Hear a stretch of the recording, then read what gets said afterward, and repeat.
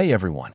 I never imagined I'd be the kind of man who ends up sitting alone in the dark at 3:17 a.m., phone in one hand, half-empty whiskey glass in the other, recording the slow-motion collapse of the life he thought was safe. My name is Andrew. I'm 36. I work as a structural engineer, mostly steel frame buildings, load calculations, site inspections where the air smells like wet concrete and diesel. The job keeps my mind busy during the day. It never quite reaches the quiet corners at night. Jessica and I had been married 6 years. No children. We always said, maybe next year. Then another year slipped by. We lived in a modest craftsman bungalow on Maple Street. Dark oak floors that groaned underfoot like they were tired of holding secrets, a wide front porch with peeling white paint, and an old brass porch light that flickered every time the wind picked up or rain began tapping the gutters. For years I found that flicker romantic, proof the house was alive. Lately it just sounded like a warning. It started on an ordinary Thursday in late October 2025. The sky had turned the color of wet slate by 6 p.m. Leaves skittered across the driveway like nervous mice. Inside, the kitchen smelled of fresh ground coffee and the faint lemon of the dish soap Jessica used. I stood at the granite island sorting mail under the warm circle of the pendant lamp. Electric bill, junk flyer for gutter cleaning, a postcard from my sister in Portland I didn't open yet. Then I heard her heels on the stairs, slow, deliberate, the way she walked when she was dressing up for something important. She appeared in the doorway wearing a dress I had never seen before. Deep crimson, almost blood red, hugging her waist and flaring slightly at the hips. The neckline dipped lower than anything she'd worn in public in the last 2 years. Her dark hair was down in loose waves, catching copper highlights from the light. She smelled of jasmine, the expensive bottle she kept in the back of the bathroom cabinet, the one she only used for anniversaries or nights when she wanted me to notice her. I looked up from the mail. "Where are you off to?" I asked, trying to keep my tone casual. "Emily's place," she said, sliding her phone into a small black clutch. "Just a few people from work. Drinks, music, nothing fancy." Her eyes flicked to the side, only for a second, before meeting mine again. She smiled, but it didn't reach the corners the way it used to. I nodded. "You look really good." It was true. She looked like the Jessica I met at 28, confident, electric, dangerous in the best way. "Thanks, babe." She crossed the kitchen, kissed my cheek, quick, dry, almost perfunctory, and grabbed her keys from the hook by the door. The metal jangled softly.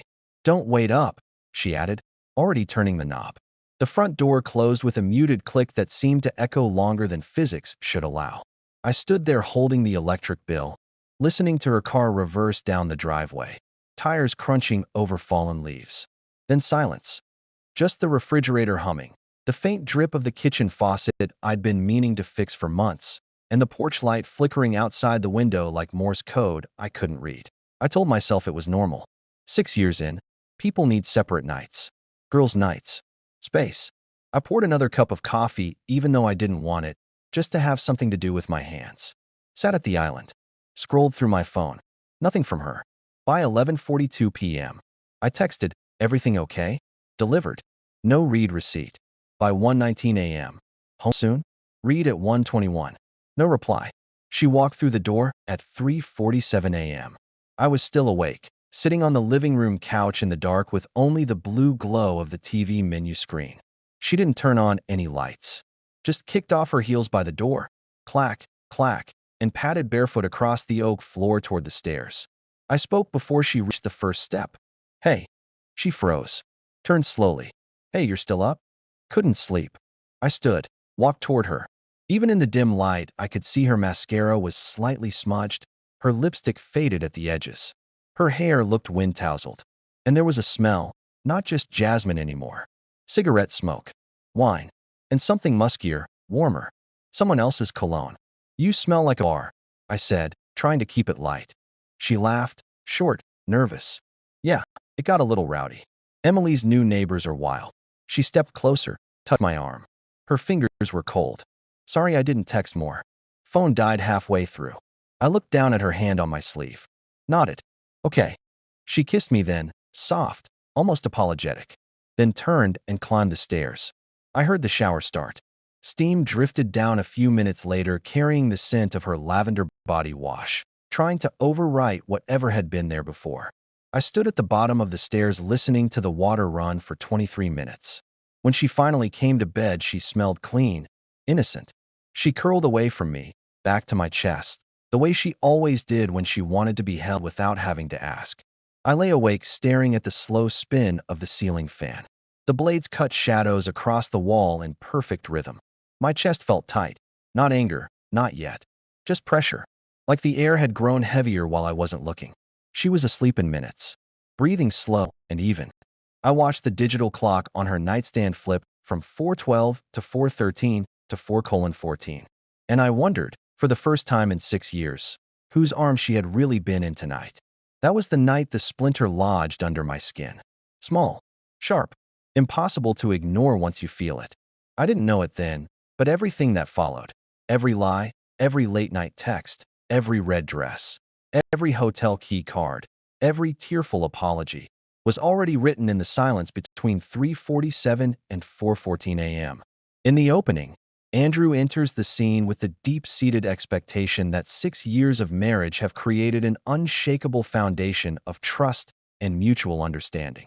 Reality begins to intrude through subtle sensory mismatches. The unfamiliar red dress, the lingering cologne beneath jasmine, the quick averted gaze, the delayed and minimal text replies. These micro-discrepancies clash violently with his internal narrative of a stable, loving partnership. He rationalizes each one: girls' night, phone died, lost track of time, because acknowledging the alternative would shatter the comforting illusion he has invested years in maintaining. This sets up classic pre-betrayal cognitive dissonance. Expectation of fidelity versus creeping evidence of secrecy. The porch light flickering becomes a symbolic harbinger. Something once romantic now signals instability. Andrew's insomnia and tight chest are early physiological markers of attachment anxiety awakening. He still clings to hope, but the gap between what he believes and what he senses has already begun to widen irreversibly. The days after that Thursday night didn't explode, they eroded.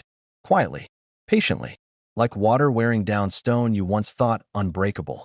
Mornings still looked the same on the surface. I'd wake at 6:40 to the soft chime of my phone alarm. The bedroom smelled of her lavender shampoo and the faint metallic tang of the radiator kicking on against the October chill. Jessica would already be up sometimes, or still curled on her side, dark hair fanned across the pillow like spilled ink. I'd slip out of bed, feet hitting the cold oak floor, and pad downstairs in boxers and an old college sweatshirt. Coffee maker first. Hiss, gurgle, the rich bitter smell filling the kitchen. I'd pour 2 mugs, hers black, mine with a splash of oat milk. Set them on the island. Then I'd stand there waiting, listening for her footsteps on the stairs. She came down later than usual those weeks.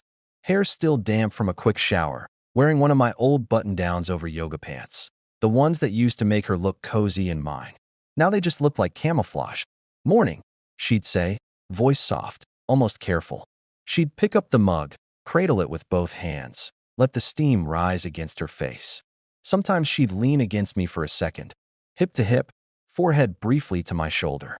I wanted to believe it meant everything was fine. My body responded anyway. Arms around her waist, kiss to the top of her head. Muscle memory is a cruel thing. But then she'd pull away to check her phone, screen angled just enough that I couldn't see. Thumb scrolling fast. A small, private smile would flicker, gone in half a second. She'd lock the phone face down on the counter with a soft click. "Work already?" I'd ask lightly. "Yeah," she'd answer.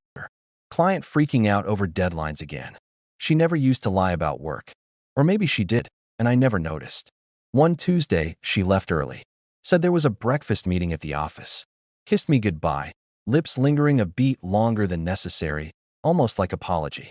I watched her car back out, taillights red in the gray dawn. Then I noticed her gym bag still sitting by the front door. Black nylon, zipper half open. Inside, heels, not sneakers. The red dress from Thursday folded neatly on top like it had never left. I stared at it for a long minute. Told myself she probably forgot. People forget things. I zipped the bag closed and put it in the hall closet. That night, she came home at 8:20 instead of 6:30. Carrying takeout bags from the Thai place 2 blocks over. Pad CEW for her. Green curry for me. Her cheeks were flushed, eyes bright in a way that looked almost feverish. Traffic was insane, she said, unpacking containers. Steam rose in fragrant clouds, lemongrass, basil, chili. And then Emily called, needed to vent about her boss. I sat in the car for 20 minutes listening. I nodded, took plates from the cabinet. The food was still hot. Too hot for 20 minutes of venting in a parked car in October. We ate at the island. She talked about work drama, names I half knew, a project going sideways. I listened, asked questions, laughed at the right places. But part of my brain kept replaying the gym bag, the heels, the smile at her phone. After dinner, she went upstairs to change into pajamas. I cleared the table, loaded the dishwasher. Water rushed. Plates clinked. Normal sounds. Safe sounds. Then her phone buzzed on the counter. Once. Twice. 3 times in quick succession. I didn't touch it. Just watched the screen light up from the corner of my eye. Notification previews off. Of course, she'd changed that setting a few weeks earlier, said it was less distracting. When she came back down in sweatpants and one of my hoodies, she snatched the phone immediately. Typed fast. Smiled again. That same small, secret curve. Then locked it. Everything okay? I asked. Yeah. Just Emily sending memes. She laughed, a little too brightly, and came over to hug me from behind while I wiped the counter. Her arms around my waist felt familiar. Her chin on my shoulder smelled like mint toothpaste now. No trace of the bar smoke or cologne from Thursday. I turned in her arms. Kissed her. She kissed back. Hungry, almost urgent. Hands sliding under my shirt. We ended up on the couch, clothes half off, her breath hot against my neck. Afterward, she fell asleep fast, head on my chest, leg thrown over mine. I stared at the ceiling. The fan spun lazy circles. My heart was still racing, not from sex. From questions. Why the urgency tonight? Was it guilt?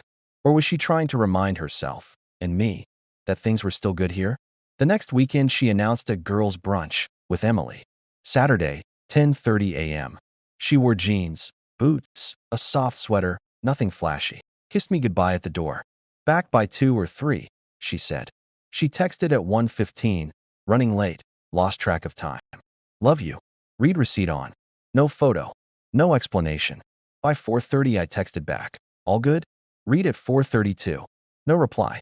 She walked in at 7:50 p.m., carrying 2 shopping bags from a boutique downtown I didn't recognize. Cheeks pink from cold or wine. Eyes glassy. Brunch turned into shopping, she said, setting the bags down. Emily dragged me to this new place. I got you something. She pulled out a dark blue scarf, soft wool, the kind I'd mentioned liking months ago. I took it, felt the texture. Thanks. Looks nice. She beamed, then yawned. God, I'm exhausted. Those mimosas hit hard. She smelled faintly of tequila, not wine. And underneath, very faint, cigarette smoke again. I didn't say anything, just folded the scarf and put it on the hall table. That night in bed, she reached for me again. Slower this time. More tender. Whispered my name like a question. I let her. Moved with her. But when she came, her eyes were closed tight. Almost like she was picturing someone else. After, she rolled away fast. Curled into a ball. I lay on my back, listening to her breathing even out. Stared at the ceiling fan again. Around 2 a.m. her phone lit up on the nightstand. Buzz. Buzz. Buzz. She didn't stir. I reached over, slow, careful, and turned it face down. The screen went dark. But not before I saw the preview flash for half a second. Tom. Can't stop thinking about last weekend. When's round 2? My pulse slammed in my ears. I lay back down. Didn't move. Didn't breathe right for 10 minutes. Tom. Not accounting. Not a coworker. Tom. I spent the rest of the night replaying every moment of the last 3 weeks. The red dress. The late nights. The smiles at the phone. The hotel parking receipt I'd found in her coat pocket 2 months earlier. She said it was Emily's. The way she'd started locking her phone. The way she'd stopped talking about her day unless I asked. And the scarf. Beautiful gesture. Perfect timing. Too perfect. By morning I felt hollow. Not angry yet. Just absent. Like part of me had already left the house. She made pancakes. Whistled while flipping them. Asked if I wanted blueberries or chocolate chips. I said blueberries. Ate in silence while she scrolled her phone again. When she looked up and smiled at me. Bright. Warm. Familiar. I smiled back. But inside, the splinter had become a steak. driven deeper every day, and I still didn't know how far it went. Andrew's central mistake in this phase is chronic minimization and over-rationalization of accumulating red flags. The heels in the gym bag, the tequila scent after brunch, the private phone smiles, the inconsistent mileage, the scarf as a perfectly timed distraction. These are not isolated incidents. They form a pattern he consciously reframes as normal ebbs and flows to preserve relational harmony and avoid conflict. This reflects a common anxious, preoccupied attachment strategy, prioritizing connection over self-protection, even when intuition screams danger. Jessica's mistake lies in escalating compartmentalization. Each small lie, wrong receipt, Emily's brother's watch, work thing, compounds her guilt while reinforcing the secret life she craves for validation. The key lesson emerging here is that ignoring early intuitive signals does not prevent betrayal. It only delays the inevitable collapse and deepens the eventual wound. Small deceptions erode trust gradually, like water on stone, until the foundation crumbles. For Andrew, the scarf incident marks the moment when even loving gestures begin to feel manipulative, teaching him that genuine remorse and repair must come before damage becomes structural, not after. Suspicion doesn't arrive with fireworks. It creeps in like fog off the river, slow, silent, turning familiar things strange until you can't remember what clear looked like. I started noticing the small rituals change first. Jessica used to leave her phone charging on the kitchen counter overnight, screen up, notifications visible. Now it always went face down on her nightstand, or disappeared into her purse the moment she walked through the door. The passcode changed too. I knew because one evening she handed it to me to look up restaurant hours and quickly snatched it back when the screen woke to a text preview. New code, she said casually. Too many spam calls. I didn't push, but I started mentally cataloging. What time she left for yoga, when she returned, how many miles showed on the odometer the next morning. Her car had one of those fancy trip computers. I reset it once while she was in the shower. Watched the numbers climb over weeks. Downtown office was 8.4 miles each way. Some days the trip meter read 42, 51, 67 miles. Nowhere near enough for client site visits, she mentioned. Carl noticed I was quieter at our Friday beers.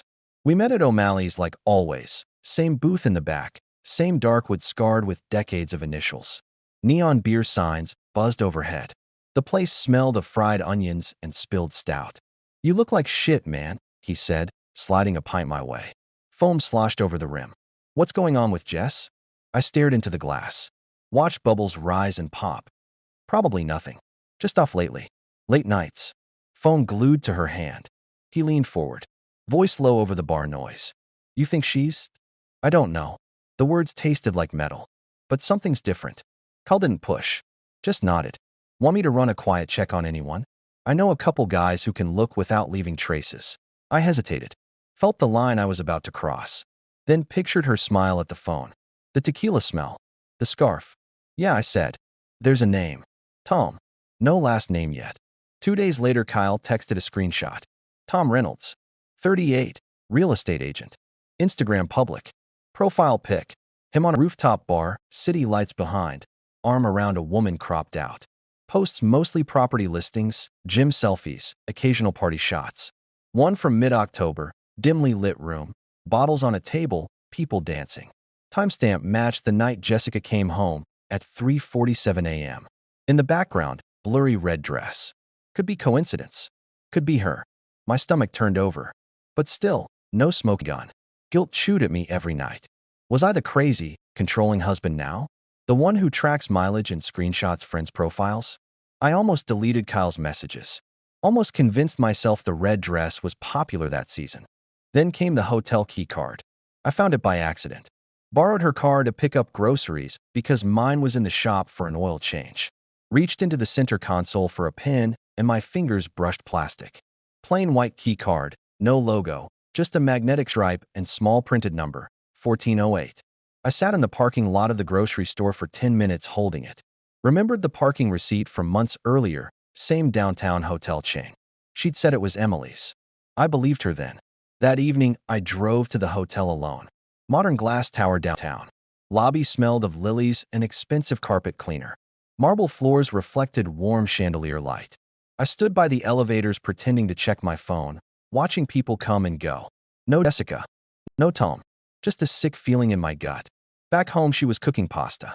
Garlic and basil filled the kitchen. Radio played low jazz. She hummed along, hips swaying slightly as she stirred sauce. I watched her from the doorway. Beautiful. Familiar. A stranger. Hey, she said, smiling over her shoulder. You're early. Traffic was light. I set the groceries down, slipped the key card back into the console before she could see. That night she wanted to watch a movie. Curled against me on the couch under a blanket, her head on my shoulder, hair tickling my neck. Halfway through she fell asleep, soft, even breaths. I stared at the screen without seeing it. Around 1:40 a.m. her phone buzzed on the coffee table. She didn't wake. I reached over slowly, turned it face down, but not before the screen lit. Tom, missed that red dress already. When's the next party? My hand froze. I set the phone back exactly as it was, heart hammering so loud I thought she'd wake. The next morning she made coffee like always. Asked if I wanted eggs. Kissed my cheek. Everything normal. But normal felt like a performance now. And I was the only one who knew the script had changed. I started sleeping in the guest room because of my snoring. Truth was I couldn't lie next to her without imagining his hands. Imagining her laughing in that dimly lit room. Imagining the bruise I'd seen once on her collarbone. Faint purple, shaped like fingertips. She said she bumped into a door. I believed her then. Insomnia became a companion. I'd pace the hallway at 3 a.m., bare feet cold on oak, listening to the house creak and settle. Listening for her breathing downstairs. Wondering how long she'd been living two lives. Then Kyle sent another message. A coworker's Instagram story screenshot. Private account, but visible to mutuals. Jessica in the background at what looked like a private loft party. Dim purple lighting. Her head thrown back laughing. Tom's arm low around her waist. Timestamp. 1:22 a.m. on a Friday. She'd said she was working late. I stared at the image until my eyes burned. Still told myself. Could be innocent. Colleagues. Networking. Drinks after work. But the stake in my chest twisted deeper. I needed more than screenshots. I needed certainty. This phase marks the irreversible transition from passive unease to active pursuit. The first point of no return is Kyle's initial lookup on Tom.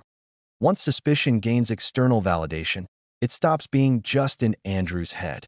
Another critical stage is discovering and keeping the hotel key card.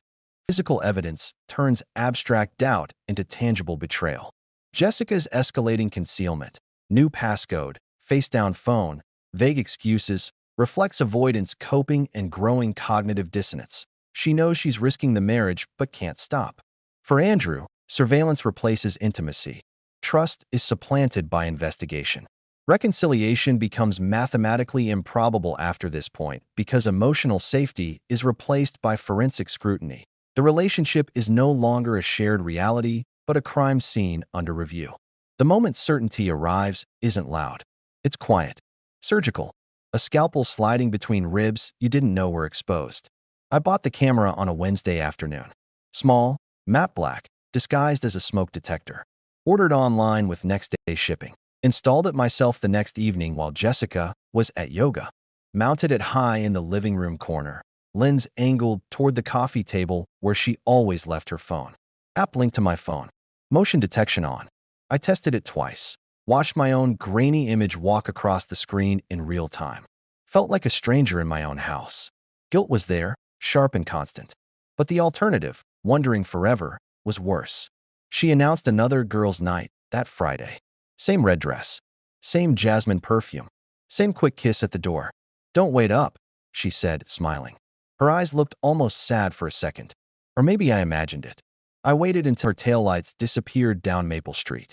Then I sat in the dark kitchen, phone in hand, watching the live feed. At 9:14 p.m., the front door opened on camera. She walked in alone. Coat off. Shoes kicked by the entry mat. She dropped her clutch on the coffee table. Phone slid out halfway. She didn't notice. Went straight upstairs. The phone stayed there. Screen dark. I waited. Heart rate steady but loud in my ears. At 9:38 it lit up. First buzz. Then another. Screen stayed on long enough for the always-on display to show previews. I zoomed in on my phone app. Tom. Hey beautiful. Room 1408 again. Doors open. Tom. Bring that energy from last time, Tom. Miss your mouth already. Then a photo attachment. Thumbnail too small to see clearly. But skin tones. Red fabric. Enough. My hands didn't shake. They went cold. Numb. Like the rest of me. I forwarded the clip to my secure cloud folder. Then I sat in the dark for another hour, watching the empty living room on screen. The fan spun shadows across the wall. The refrigerator hummed. Outside, a car passed, headlights sweeping the curtains like searchlights. She came home at 3:22 a.m. I was still on the couch, phone dark now, pretended to be asleep when she slipped in. She paused in the doorway. Long enough I felt her looking at me. Then soft footsteps upstairs. Shower running for 20 minutes. Steam scent drifting down. When she climbed into bed, she didn't touch me. Just curled away. Back to me. Breathing shallow. I didn't sleep. Saturday, I followed her. She said she was meeting Emily for coffee downtown. Left at 11 a.m. I waited 10 minutes, then drove the same route. Parked 2 blocks from Tom's building. Sleek condo tower I'd looked up after Kyle's intel. Black SUV with real estate magnets still in the lot. I sat in my truck across the street. Binoculars from the glove box. Cheap, but good enough. At 12:47, she walked out of the lobby. Red dress again, different one, shorter. Hair down, laughing at something behind her. Then Tom appeared. Tall, dark hair, easy smile. Arms slid around her waist. Pulled her close. They kissed in the doorway. Long, deep, unhurried. Her hand on his chest. His fingers in her hair. I watched until they disappeared back inside. Didn't cry. Didn't yell. Just sat there until my coffee went cold and my fingers ached from gripping the binoculars. Drove home. House empty. Quiet. Smelled faintly of her perfume still hanging in the air. I transferred the nanny cam audio clip to a USB drive. The photo previews from his texts. Screenshots of mileage logs. Hotel key card photographed next to my driver's license for scale. Timeline in a notes app. Dates, excuses, receipts. Evidence. Cold. Irrefutable. Sunday evening, she cooked dinner. Roast chicken. Potatoes. The kitchen smelled warm, comforting. Jazz on low. She hummed. Set the table with candles, like old times. We ate mostly in silence. She tried small talk. Work. Weather. A funny story about Emily's cat. I nodded. Answered short. After plates were cleared, she poured wine. Sat across from me at the island. Candle flame danced in her eyes. Everything okay? She asked softly. I looked at her. Really looked. The woman I'd loved for 6 years. The one I'd built a life with. The one who'd lied to my face every day for months. I pulled my phone from my pocket. Placed it between us. Hit play on the nanny cam clip. Her voice filled the kitchen. Clear, intimate, laughing. Tom, I'm on my way. Same room. Missed you too. Last time was intense. Her face drained. Like someone pulled a plug. Color gone. Eyes wide. Andrew, voice small. Breaking. I didn't speak. Just let the clip run. Her breathing on the recording. The door closing behind her. When it ended, silence pressed in. Refrigerator hum. Clock ticking on the wall. Candle wick popping. She started to cry. Quiet at first. Then shaking sobs. Hands covering her face. It wasn't. I didn't mean for it to. Words choked off. How long? My voice came out flat. Calm. Almost bored. She looked up. Mascara streaking. For almost 5 months. 5 months. Half a year of my life erased in one number. Why? One word. All I could manage. She shook her head. Tears dripping onto the counter. I was lonely. Work was hell. You were always so steady. Safe. I wanted to feel something else. Alive. It was stupid. Selfish. I never stopped loving you. I stared at the candle flame. Watched it waver. You stopped respecting me, I said quietly. She reached across the island. Hand trembling. Tried to touch mine. I pulled back. Not angry. Just done. I'm sorry, she whispered. Over and over. I'm so sorry. We can fix this. Therapy. Time apart. Anything. Please. I stood up. Chair scraped loud on the tile. I need space, I said. No emotion. Just fact. She broke then. Sobs loud, sliding off the stool. Reaching for me. I walked past her. Upstairs. Locked the bedroom door. Sat on the edge of the bed in the dark. Listened to her crying downstairs. Glass breaking once, probably the wine bottle. Footsteps pacing. Then silence. The house settled around me. Creaks. Wind against windows. Porch light flickering outside. I didn't cry, didn't rage. I just felt empty, clean, like a room after someone finally moved out. Trust was gone, and in its place, something colder, clearer. The point of no return had arrived. Not with a bang, with a quiet, final click. Andrew's reaction is textbook emotional numbing after prolonged anticipatory grief. Months of suspicion have already exhausted the capacity for explosive rage, leaving only detached clarity and self-protective withdrawal. His calm delivery during confrontation is not indifference, but emotional regulation. Anger is internalized and channeled into decisive action, evidence presentation, boundary setting. Jessica's collapse, immediate denial shifting to floods of remorse, reveals shame colliding with attachment panic. Her repeated apologies and pleas are frantic attempts to resecure the bond she endangered. The physical distance, pulling hand away, locking door, symbolizes the irreversible severing of intimacy. Key insight: betrayal's deepest damage is not the sex, but the sustained deception. Actions fueled by her need for external validation meet his core need for honesty, producing incompatible emotional realities. The candlelit dinner becomes a tragic mirror, domestic warmth juxtaposed against absolute relational coldness. The house didn't feel like home anymore after that Sunday night. It felt like a crime scene someone forgot to tape off. Every corner holding echoes of lies. Every room smelling faintly of regret and cooling dinner. Monday morning, Jessica was already up when my alarm went off. Kitchen light on. Coffee brewing. She stood at the sink in yesterday's clothes, hair tangled, eyes red and swollen. Makeup from the night before smudged like war paint that lost the battle. She turned when I walked in. Tried to smile. It cracked halfway. "Morning," she whispered, voice hoarse from crying. I nodded. Poured coffee into my travel mug. Didn't sit. "I'm going to work," I said. No anger. No warmth. Just information. She stepped closer, reached out like she wanted to touch my arm. Stopped herself. "Andrew, can we talk? Please. Just 5 minutes." I looked at the clock on the microwave. 6:47. "I have a site meeting at 8. Later." She nodded fast. Too fast. "Okay. Later. I'll be here." I left without kissing her goodbye. First time in 6 years. The drive to work was quiet. Radio off. Windows cracked. Cold March air rushing in. Smelling of wet pavement and distant river. My hands steady on the wheel. Mind blank in a way that felt almost peaceful.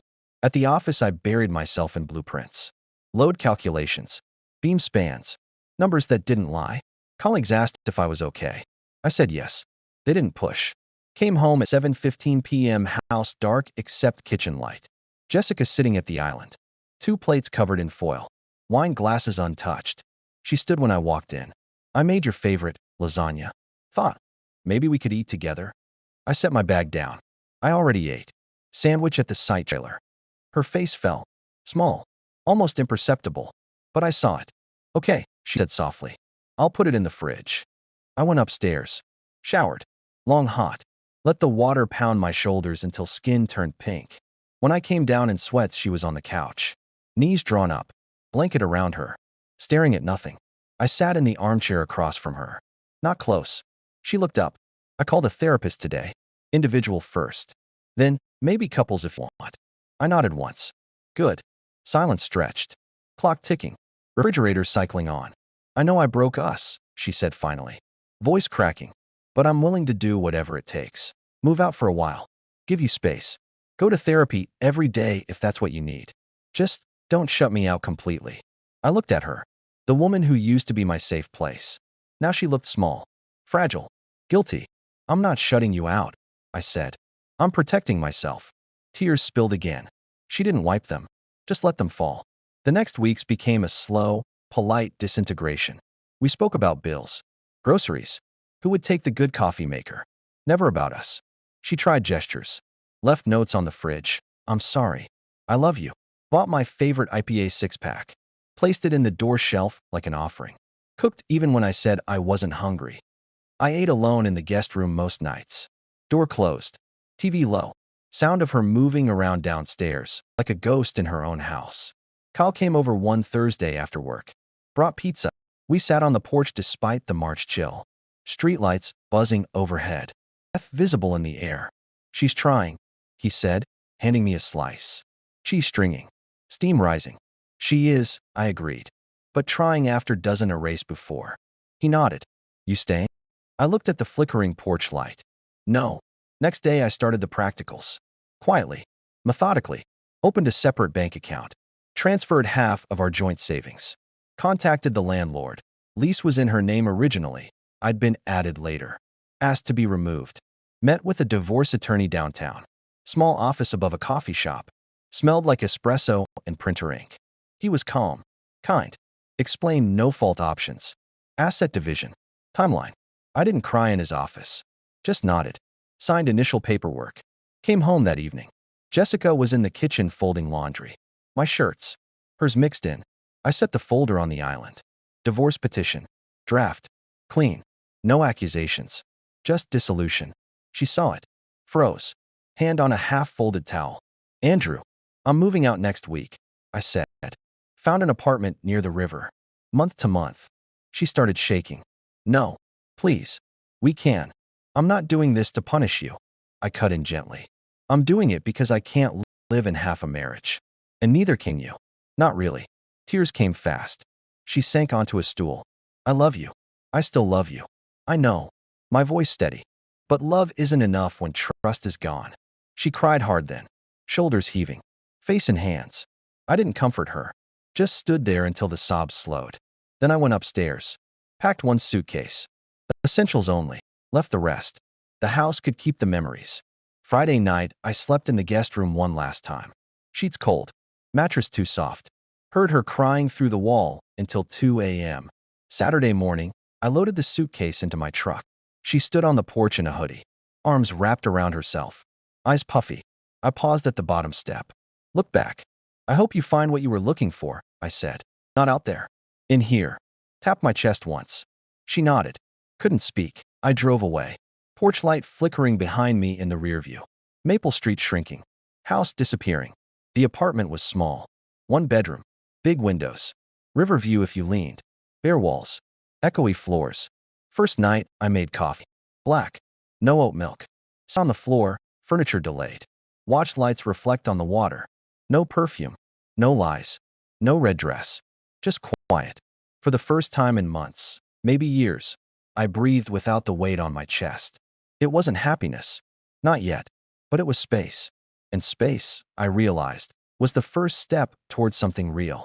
Andrew entered the fallout expecting, perhaps subconsciously, that remorse and effort might rebuild what was lost. Reality delivered the hard limit of irreparable trust damage. He hoped confrontation would lead to mutual healing or at least prolonged ambiguity. Instead, sustained deception had already shifted his internal framework from partner to survivor. Jessica expected tears, apologies, and gestures to reopen the door. Reality was calm, methodical separation.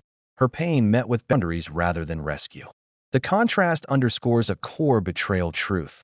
Love can survive storms of emotion, but not prolonged erosion of safety. The quiet packing and departure symbolize reclaimed agency. Expectation of shared life replaced by reality of individual survival. Empowerment begins not with anger, but with acceptance that the relationship died months before the papers were signed. The river apartment became my first real breathing room in years. One bedroom, high ceilings, windows that faced east over the water. Mornings came with pale gold light sliding across bare hardwood, the sound of distant traffic like white noise, and the faint metallic smell of the river when the wind turned. No creaking oak floors. No flickering porch light. No lingering jasmine perfume in the hallway. I furnished slowly. First a mattress on the floor, simple box spring from a discount place. Then a second-hand couch. A small table by the window where I drank coffee black now. No oat milk. No second mug waiting. I kept the place sparse on purpose. Empty space felt honest. Divorce papers were filed in early April 2026. No contest. No drama in court. We split what was left, savings divided clean, furniture mostly hers, my tools and books came with me. The Craftsman house sold in May, quick market, good price. I signed off on my half of the proceeds electronically. Never went back inside after moving out. Jessica texted a few times in those first months. Short messages. I'm in therapy twice a week. I miss our routines. I'm sorry for everything. I read them. Didn't delete. Didn't always reply. When I did, it was brief. Good to hear you're working on it. Or simply, take care. No anger left. Just distance. The kind you need when something has been poisoned at the root. Cal stayed close. Friday beers moved to my new place sometimes. We'd sit on the tiny balcony overlooking the river, bottles sweating in the spring air. He never said, "I told you so." Just listened when I needed to talk, laughed when I started making bad jokes again. "You look lighter," he said one evening in June. Sunset turning the water copper. "Like you finally exhaled." I nodded. Turns out breathing without someone else's lies in the room feels pretty good. I started running again. Early mornings along the river path. Cold air sharp in my lungs, sneakers slapping pavement, breath fogging. At first it hurt. Legs heavy, mind racing. Then it became ritual. For miles. 5, 6 on good days. The rhythm drowned out old replays, red dresses, hotel key cards, late-night texts. Sweat washed the residue away. I joined a hiking group through an app. Mostly strangers at first. Weekend day trips to state parks an hour out. Pine smell thick underfoot. Sunlight filtering through leaves. Voices echoing off rock faces. One woman, Sarah, a high school teacher with a dry laugh and quick stride, started showing up regularly. We talked about books, bad movies, nothing heavy. No pressure. Just company that didn't carry history. Therapy came next. Not couples. Just me. Thursday evenings in a small office with soft gray walls and a plant that looked like it had seen better decades. The therapist, mid-50s, calm voice, no judgment, helped me name what happened without euphemism. "You weren't blind," she said once. "You were invested." There's a difference. I learned the patterns. My tendency to minimize red flags to preserve peace. The way anxious attachment makes you cling harder when distance appears. How betrayal isn't just about sex. It's about the months of parallel reality she lived while I was still in the original one. I didn't forgive Jessica. Not yet. Maybe never in the full sense. But I stopped hating her. Stopped replaying every moment looking for where I could have caught it sooner. Acceptance settled in like sediment. She made choices. I made mine. By late summer, the apartment had more life. Plants on the windowsill. Bookshelves half filled. A guitar I hadn't touched since college. Now propped in the corner, strings slowly coming back into tune. I played late at night sometimes, clumsy chords drifting out over the river. No one complained. One morning in September, I woke before the alarm. Sun already up. River sparkling. Coffee brewing. I stood at the window holding the warm mug, watching a barge slide past slow and steady. For the first time in years, maybe ever, I felt the day ahead belonged only to me. No secrets waiting in the shadows. No performance required. Just the next step, the next breath, the next mile on the path. Betrayal doesn't end with divorce papers. It lingers in quiet moments, in smells that trigger memory, in songs that used to mean something else. But it also carves space, forces you to rebuild from the foundation up. I ignored the early signs too long because I loved the life we had built, or thought we had. Lesson 1. Love without honesty is architecture on sand. Lesson 2. Intuition isn't paranoia when the facts start aligning. Lesson 3. Walking away from what hurts you isn't failure. It's survival. Sometimes it's the most loving thing you can do for yourself. I'm not over it. I don't think you ever fully are. But I'm past it. Past the weight. Past the splinter. Past the version of me who stayed because it was easier. Now the mornings are mine. The river keeps moving. And so do I. The arc traces a complete psychological journey from secure attachment through escalating anxiety, investigative hypervigilance, shattering confirmation, structured detachment, and finally quiet empowerment. Andrew's core transformation is from minimization/denial to radical self-trust, learning that ignoring small erosions of honesty compounds into catastrophic fracture. Jessica's arc reveals impulsivity and avoidance as maladaptive responses to internal emptiness, seeking external intensity while sabotaging the stable bond she claimed to value. The cumulative lesson is brutal but liberating. Betrayal's deepest scar is not the physical act, but the sustained deception that rewrites shared reality. Trust, once methodically dismantled, cannot be glued back without residue. Resilience, however, rebuilds stronger in the cleared space. Andrew emerges not as victim, but as architect of his own life. Proof that even devastating loss can become the soil for authentic freedom. In broader terms, stories like this, and statistics show 40% of marriages encounter infidelity, depending on surveys, remind us that the real devastation often lies in the months of hidden truth, not the moment of discovery. His quiet river morning coffee symbolizes the ultimate victory, a life reclaimed, not despite the wound, but because of the clarity it forced.